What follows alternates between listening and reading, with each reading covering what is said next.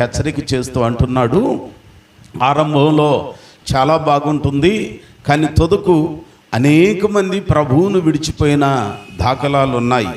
అరణ్యంలో పితరులై ఉన్న ఇశ్రాయేలీయులు ఆయన శబ్దం విన్నారు, ఆయన అద్భుతాలు చూచారు, ఆయన చేసిన ఆశ్చర్యాలన్నీ అనుభవించారు, పొందుకున్నారు.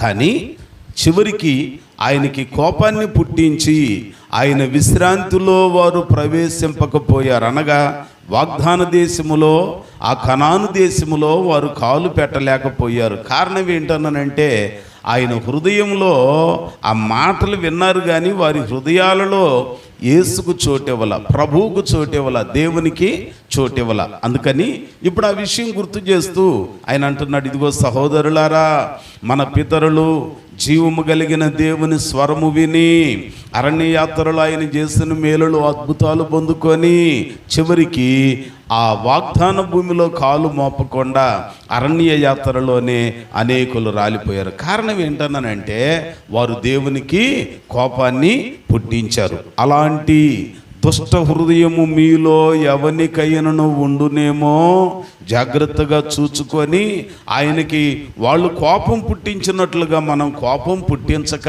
మనం ఎలాగున ఉండాలి అని అంటే ఆయన ఒక చక్కని మాట గుర్తు చేస్తా అంటాడు 15వ వచనంలో, మీ హృదయములను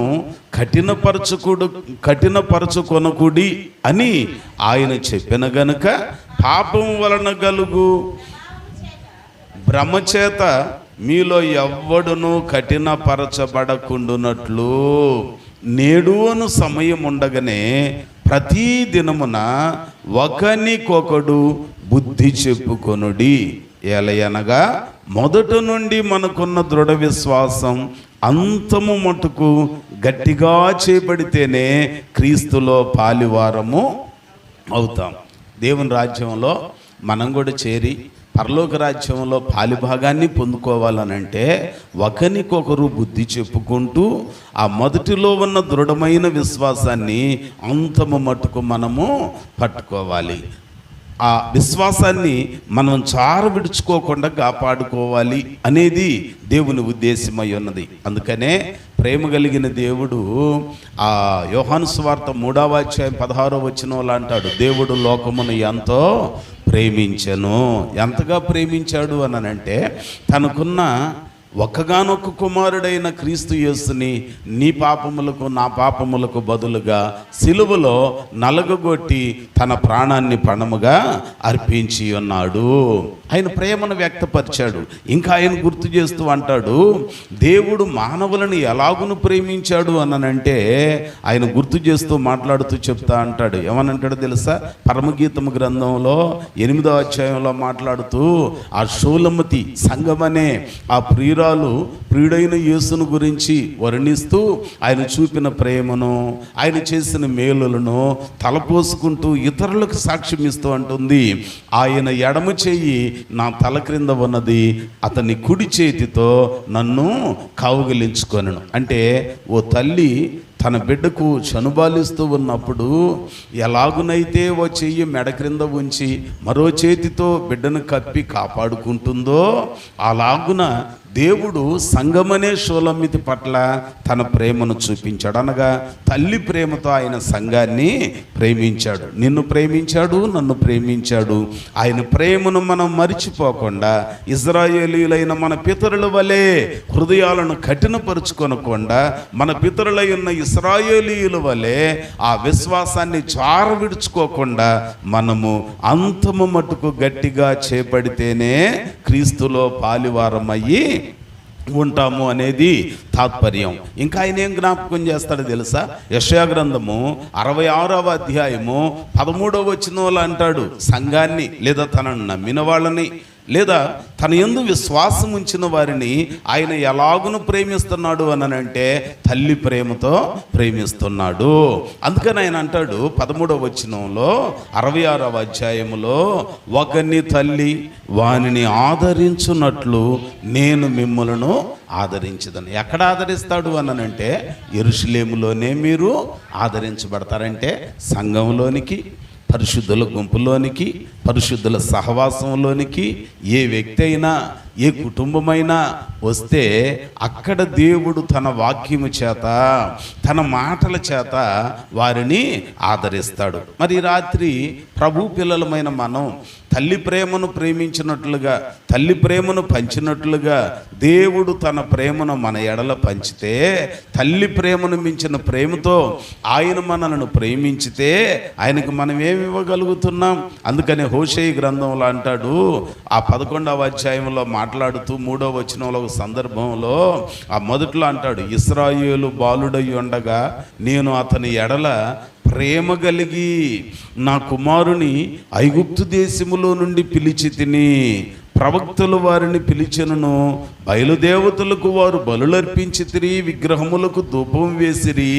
ఎఫ్రాయిమును చేయి పట్టుకొని వానికి నడక నేర్పిన వాడను నేనే, వారిని కౌగిలించుకున్న వాడను నేనే వారిని స్వస్థపరిచిన వాడనైనను ఆ సంగతి వారికి మనసున పట్టలేదు. ఒకడు మనుషులను తోడుకొని పోవునట్లుగా స్నేహబంధముతో నేను వారిని బంధించి ఆకర్షించి తిని.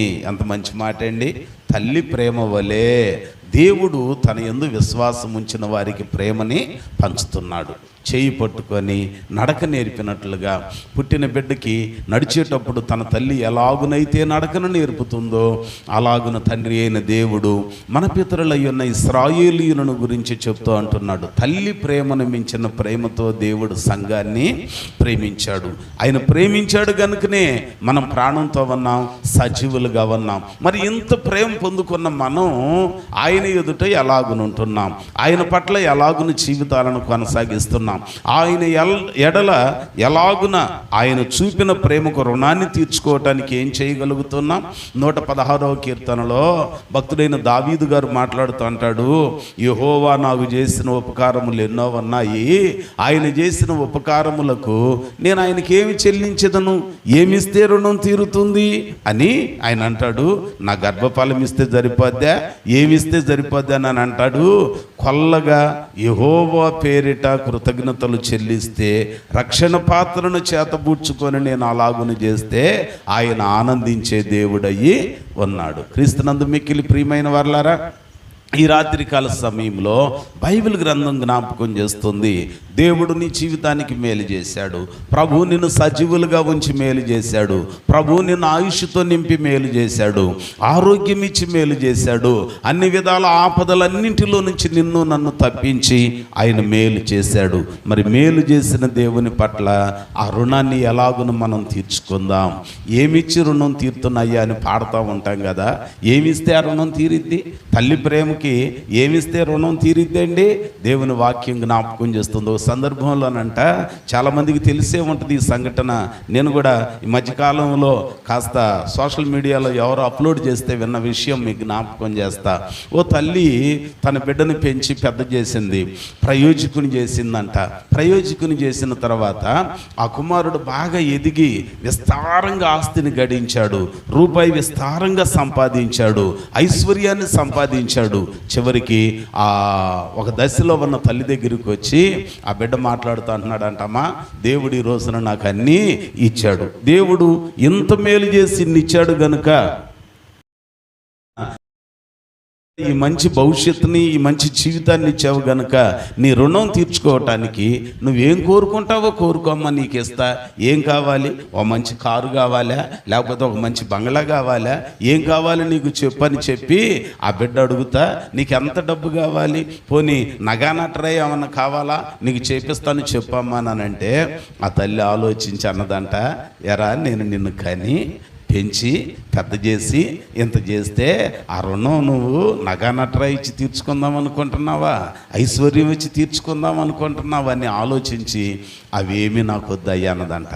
మరి ఏం కావాలమ్మా నీకు అన్నానంటే, ఏం లేదు కానీ నాకు ఒక్క కోరిక ఉందరా, చిన్నప్పుడు నా దగ్గర పడుకోవటానికి పోటీ పడేవాడివి కదా, ఇదిగో నేను పడుకుంటాను అమ్మ దగ్గర, నేను పడుకుంటాను అమ్మ దగ్గర అని దాదాపుగా ఒక 3-4 సంవత్సరాల వయసులో ఏడ్చి పోటీ పడేవాడివి కదా.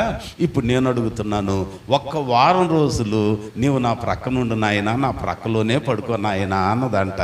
ఎదిగిన బిడ్డ, రూపాయి సంపాదించిన బిడ్డ, తనకి కుటుంబం ఉన్నది. తల్లి ఆ కోరిక కోరేసరికే మొత్తానికి ఆనందంతో అంగీకరించాడంట. సరే అమ్మా అన్నాడు. మొత్తానికి మొదటి రోజు తనతో కూడా ఆ తల్లితో కూడా ఆ కుమారుడు పడుకున్న కాసేపటికి మొత్తానికి ఆ కుమారునికి నిద్ర పడుతుంది. పని చేశాడు, అది అలసిపోయాడు. కాసేపటికి మెల్లిగనదంట, అరే నాయనా నాకు దప్పికేస్తుంది, కాస్త మంచినీళ్ళు తెచ్చివ్వా అని అన్నదంట. వెంటనే ఆ తల్లికి మంచినీళ్ళు ఇవ్వటానికని కుమారుడు లేచి అలాగును బయటికి వెళ్ళి ఆ పాత్రలో ఉన్న నీళ్లు తీసుకొచ్చి ఒక గ్లాస్ తీసుకొచ్చి మొత్తానికి ఆ బిడ్డకి ఆ తల్లికి మంచినీళ్ళు ఇచ్చాడంట. మళ్ళీ కాస్త అట్ట నిద్ర పడతా ఉన్నది కుమారునికి. మళ్ళీ మెల్లిగా కదిలి అంటుందంట, అరే నాయనా కుమారుడా అంటే, మమ్మీ ఏం కావాలి నీకు అని అంటే, ఎందుకో నాకు దాహం బాగా వేస్తుందిరా, కాస్త మంచినీళ్ళు తెచ్చివ్వా ఇంకొక గ్లాసు. కొంచెం మనసులో బాధ కలిగింది. పగలంతా అలిసిపోయి పడుకుంటే ఏంటి ఇట్లాగ అడుగుతుందని వెళ్ళిపోయి ఇంకో గ్లాస్ తీసుకొచ్చి ఇచ్చాడంట. మళ్ళీ దాదాపుగా నడిచామైన తర్వాత ఆదమర్చి నిద్రపోతున్న కుమారుడిని లేపిందంట. కుమారుడా అన్నాడు. ఏంటి తల్లి అని అంటే, ఇదిగో నా గొంతులో ఏదో మొత్తానికి అనీజీగా ఉంది, ఇంకో గ్లాస్ మంచినీళ్ళు తెచ్చివు నా చల్లటి నీళ్ళు అని అంటే, కోపంతో విసుగుతో వెళ్ళిపోయి తీసుకొచ్చాడు. మూడోసారి తీసుకొస్తే ఆ నీళ్లు త్రాగి కావాలని ఆ తల్లి పరుపు మీద వలకబోసింది. సగం నీళ్లు వలకబోసిందంట. ఇక చూడండి, ఆ బిడ్డ కోపం వచ్చేసిందండి. ఏంటి మమ్మీ, పగలంతా అలిసిపోయి పనిచేసి వచ్చాను కదా, ఏంటి ఇట్లాగని చేస్తున్నావు, అసలు ఏమన్నా బుద్ధి ఉందా నీకు? నీళ్లు తాగటానికి ఇన్నిసార్లు లేపావు, చివరికి అవి ప్రక్కలో పోసావు, ఎట్లా పడుకోను నేను అని చెప్పి ఒక్క రోజులోనే విసుగు చెందితే తెల్లారిన తర్వాత చిరునవ్వు నవ్వి అమ్మ అన్నదంట, ఎరా నేను నిన్ను కని పెంచి పెద్ద చేస్తే ఈరోజు ప్రయోజకుడు అయ్యి నా రుణం నగా నట్రా ఇచ్చి తీర్చుకుందాం అనుకున్నావా? ఏమిస్తే ఆ రుణం తీరిద్దిరా? బంగ్లా ఇస్తే రుణం తీరిద్ది అనుకున్నావా? నువ్వు పుట్టినది మొదలుకొని రొప్పుతో రోగంతో బాధలు పడతా ఉంటే ఎన్ని రాత్రులు నేను నిద్ర లేకుండా గడిపారా? ఎన్ని రాత్రులు ఆదమర్చి నిద్రపోతుంటే నీ ఏడుపిని తుళ్ళిపడి లేచి తెల్లవారేదాకా లాగును కూర్చున్నాను రా. ఎన్ని మార్లు నీకు వాంతులు విరోచనాలు అయితే ఆ బాత్రూమ్కి వెళ్ళినా అక్కడే నా పైటి చెంగు పరిచి నిన్ను మాత్రం దాని మీద పడుకోబెట్టి ఆ దుర్వాసనలో నేను ఎన్ని దినాలు గడిపాను అనుకున్నావురా? ఏమిస్తే నువ్వు రుణం తీర్చుకుందాం అనుకున్నావురా అనగానే వెంటనే బిడ్డ గుండెలు బాదుకొని కన్నీరు మున్నీరుగా విలపిస్తూ, మమ్మీ నేను చేసింది తప్పే, నేను నీకు ఏమి ఇచ్చినా ఆ రుణం తీర్చుకోవటం జరిగేది కాదు. ఎంత మంచి విషయం! ఈ రాత్రి దేవుని మాటలు వింటున్న మన జీవితంలో బైబిల్ గ్రంథం జ్ఞాపకం చేస్తుంది, ఒకని తల్లి తన బిడ్డను ప్రేమించినట్లుగా నేను సంఘమును ప్రేమిస్తున్నా. నేను ఇశ్రాయేలీయులను ప్రేమించా. ఎఫ్రాయిము బాలుడుగా ఉన్నప్పుడు నేను నడక నేర్పిన వాడను కాదా? ఇశ్రాయేలీయులు దారి తప్పి తిరుగుచున్నప్పుడు నేను మందలించి సరిచేసి అరణ్య యాత్రలో 40 ఏండ్లు వారికి పోషణిచ్చి కాపుదలిచ్చి పగలు మేఘస్తంభములో ఎండ తగలకుండా రాత్రి అగ్ని స్తంభములో ఏ క్రూర మృగాలు అరణ్యములో వారి మీద దాడి చేయకుండా అగ్ని స్తంభముగా మేఘస్తంభముగా ఉండి వారిని నడిపించిన వాడను కాదా? తల్లి ప్రేమ చూపించిన వాడిని కాదా? తల్లి ప్రేమలాగా నేను నా యందు విశ్వాసం ఉంచిన సంఘం పట్ల వ్యక్తపరిచిన వాడను కాదా? అయ్యో, ఈ రోజున బిడ్డలుగా ఉన్న మనం ఆయన చేసిన మేలుకి, ఆయన చేసిన ఉపకారాలకి ఏమిచ్చిన రుణం తీరదు. కానీ దావీదు భక్తుడు చెప్పినట్లుగా రక్షణ పాత్రను చేత పట్టుకొని యెహోవా నామమున కొల్లగా నా స్తుతులను చెల్లింతును. దేవునికి స్తోత్రం. అందుకనే మీకా గ్రంథం 6వ అధ్యాయములో కూడా జ్ఞాపకం చేస్తూ భక్తుడు అంటాడు, యెహోవా నాకు చేసిన ఉపకారములకు నేను ఆయనకి ఏమి చెల్లింతును? నా గర్భఫలమున, నా జ్యేష్ఠ పుత్రున, వేలాది నదులంతా విస్తార తైలం ఇస్తే సరిపోద్దా అని అంటున్నాడు. దేవుడు అంటున్నాడు, అబ్బాయి నువ్వు ఏమి ఇవ్వలేవనే సంగతి నాకు తెలుసు, కానీ నేను నీ యొద్ద నుంచి కోరుకునేది ఏంటో తెలుసా? న్యాయముగా నడుచుకొనుటయు కనికిరమును ప్రేమించుటయు. ఇంతే కదా నీ దేవుడనైన నేను నిన్ను అడుగుచున్నది. కొంతమంది న్యాయంగా ఉంటారు, కనికిరం చూపిస్తారు, కానీ దీన మనసు ఉండదంట. 3 కావాలంట, 3 కావాలంట. ఎప్పుడైతే ఆ 3 విషయాలలో మనం ఆయనకి ఇష్టలుగా జీవిస్తామో అప్పుడు ఆయన చేసిన మేలులకి హృదయపూర్వకంగా రుణాన్ని తీర్చుకున్నామని ఆయన ఆనందించే దేవుడు. అంచేత ఈ రాత్రి కూర్చున్న మనందరి జీవితంలో ఇంకెంతకాలం దేవునికి దూరంగా ఉందాం, ఇంకెంతకాలం దేవుడు చేసిన మేలులు పొందుకొని మరిచిపోయి హృదయాలను కఠినం చేసుకొని ప్రార్థనకు దూరం అవుదాం, పరిశుద్ధతకు దూరం అవుదాం, సంఘానికి ఎంతకాలం ఎడంగా ఉందాం. ఇన్ని మేలులు పొందుకొని ఇన్ని ఉపకారాలు పొందుకొని యేసునికి మన జీవితంలో చోటిచ్చి కొద్ది కాలం బాగుండి ఎందుకు ఈ రోజున కఠినం అవుతున్నాం? అయ్యో, ఇజ్రాయేలీయులు అరణ్య యాత్రలు అన్ని ఉపకారాలు పొందుకొని వారి హృదయాలు కఠినం చేసుకొని జీవము కలిగిన దేవునిని విడిచిపోవటానికి నిశ్చయించుకొని ఐగుప్తులోనే ఉండిన ఎడల ఎంత మేలు అన్నారంట. అందుకే వారు ఆయన విశ్రాంతిలో వాగ్దాన భూమిలో కనానులో కాలు మోపలేక పోయారు. ఈ రాత్రి మనమైతే పరమ కనానుకు వారసులం కావటానికి హెబ్రీ గ్రంథకర్త చెప్పిన ఆ ఒక్క మాట గుర్తు చేసుకొని ప్రార్థన చేసుకుందామండి. ఇందాక మనం చదువుకున్న మాట 3వ అధ్యాయములో ఆ 15వ వచనం చివరిలో ఆయన అంటున్నాడు, ఇదిగో మీ హృదయములను కఠినపరచుకొనుకుడి అని ఆయన చెప్పిన గనుక పాపము వలన కలుగు భ్రమ చేత మీలో ఎవడును కఠినపరచబడకుండునట్లు నేడు అను సమయం ఉండగానే, నేడు అనబడే సమయం ఉండగానే రేపు మనం ఉంటామో ఉండమో తెలియదు. అందుకనే ఇదే మిక్కిలి అనుకూలమైన సమయం, నేడే రక్షణ దినం గనుక నేడు అనబడు సమయం ఉండగానే ప్రతిదినము ఒకనికి ఒకడు బుద్ధి చెప్పుకొనడి. బుద్ధి చెప్పుకొనడి. ఒకరికొకరు బుద్ధి చెప్పుకోవటం అని అంటే ఈ దినాల్లో ఒకరికొకళ్ళు మాట్లాడుకునే మాటలు భక్తి జీవితానికి దూరం అయ్యాయో, సంఘానికి దూరం అయ్యి ఇంకొక సంఘంలో చేర్చబడే మాటలు, పనికిరాని మాటలు మాట్లాడుకుంటాం. కానీ మనం బుద్ధి చెప్పుకోవాల్సింది ఏంటో తెలుసా? ఆ దినము సమీపించే కొలది ఒకరికొకడు బుద్ధి చెప్పుకొనుడి, ఒకరినొకడు పురికొల్పుకొనుడి అని అంటాడు. 10వ అధ్యాయంలో జ్ఞాపకం చేసుకుంటే 24వ వచనంలో అంటాడు, కొందరు మానుకొనుచున్నట్లుగా సంఘముగా కూడుట మానక ఒకరినొకడు హెచ్చరించుచు ఆ దినము సమీపించుట మీరు చూచిన కొలది మరి ఎక్కువగా అలాగును చేయుచు ప్రేమ చూపుటకును సత్కార్యములు చేయుటకును ఒకరినొకడు పురికొల్పుకోవాలి. పురికొల్పుకోవటం అనంటే రేపటం అన్నమాట. ఒకరినొకడు రేపాలి. దేవుని సన్నిధిలోనికి నువ్వు వస్తూ రాని వాళ్ళు దేవునికి ఎన్ని మేలు చేశారు చెల్లె, దేవునికి ఎన్ని మేలు చేశారు తమ్ముడా, ఎందుకు నువ్వు దేవునికి దూరం అవుతున్నావు? ఏం కాస్తంత సమయం దేవుని సన్నిధిలో గడపటం మంచిది కదా, అయ్యో దేవునికి ఎడం కాకూడదు కదా అని చెప్పి మనం ఏం చేయాలంట? ఒకరికి ఒకరు బుద్ధి చెప్పుకోవాలి. ఏలయనగా మొదటి నుండి మనకు ఉన్న దృఢ విశ్వాసము అంతము మటుకు గట్టిగా చేపడితేనే తప్ప క్రీస్తులో పాలివారం అయి ఉండటం అసాధ్యము. మనం పాలివారం కావాలనంటే ఈ చొప్పున చేద్దామండి. దేవుడు చేసిన ఉపకారాలను జ్ఞాపకం చేసుకుందాం.